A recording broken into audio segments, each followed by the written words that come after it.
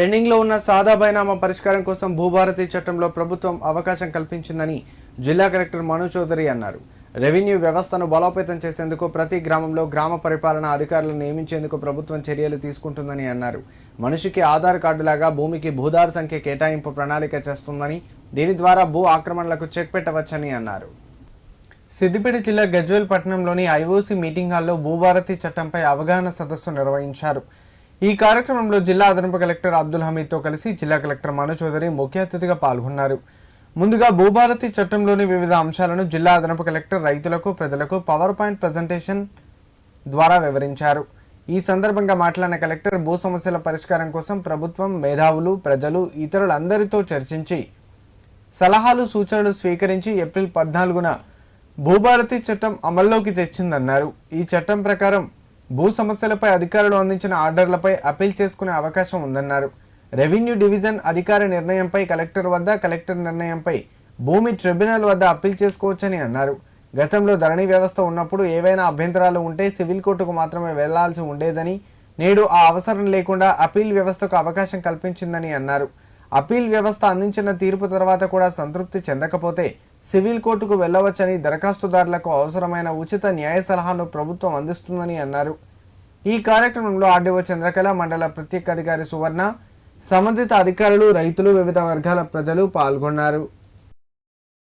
Already detail గా మీకు దాదాపు ఒక గంటన్నర పట్ల ఈ చట్టంలో ఉన్న సెక్షన్స్, వివిధ అంశాలు, ప్రొవిజన్స్ మీద డీటెయిల్ గా అడిషనల్ కలెక్టర్ గారు ఆల్రెడీ చెప్పున్నారు.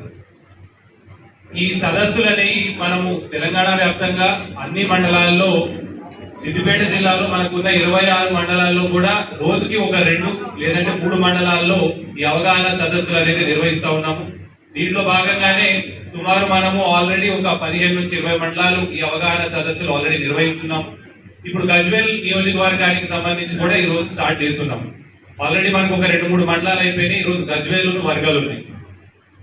ఈ అవగాహన సదస్సులు అనేవి తెలంగాణ భూభారతి చట్టం 2025 మనకి 4th జనవరి అంటే ఈ సంవత్సరం 4వ జనవరి నాడు గెజెట్ నోటిఫికేషన్ అయింది. దాని తదుపరి మనకి 14 ఏప్రిల్ నాడు రూల్స్ అనేవి ఫ్రేమ్ అయ్యి మనకి చట్టం అనేది మనం ముందుంచడం జరిగింది.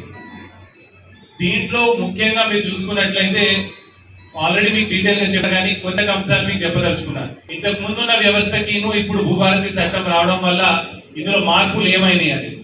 మొదటిది, ఇందాక మాట్లాడుతున్నప్పుడు రికార్డులకి సంబంధించి సవరణ విషయంలో మాట్లాడారు. ఒక పట్టేదారు ఉన్నారు, ఆల్రెడీ అమ్ముకున్నాడు, మళ్ళీ రెండోసారి బై మిస్టేక్ అతని పేరే వచ్చింది, మళ్ళీ రెండోసారి కూడా అమ్ముకున్నాడు. ఎవరైతే జెన్యున్ గా ఉన్నారో రైతు కానీ పట్టేదారు కానీ ఇంతకు ముందు ఉన్నప్పుడు నష్టపోయాం, మా పేరు ఎగిరిపోయింది అన్నారు.